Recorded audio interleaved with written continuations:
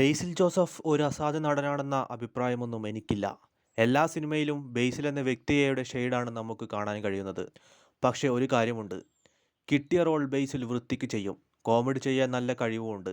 പ്രധാന കാര്യം ബേസിൽ സെലക്ട് ചെയ്യുന്ന സിനിമകളുടെ മിനിമം ക്വാളിറ്റി അല്ലെങ്കിൽ മിനിമം ഗ്യാരണ്ടി അത് ഉറപ്പാണ്. ബേസിൽ ജോസഫ് ലീഡ് റോളിൽ വന്ന കഴിഞ്ഞ 6 ചിത്രങ്ങളിൽ ബോക്സ് ഓഫീസിൽ ബ്ലോക്ക് ബസ്റ്റർ അടിച്ചിട്ടുണ്ട്.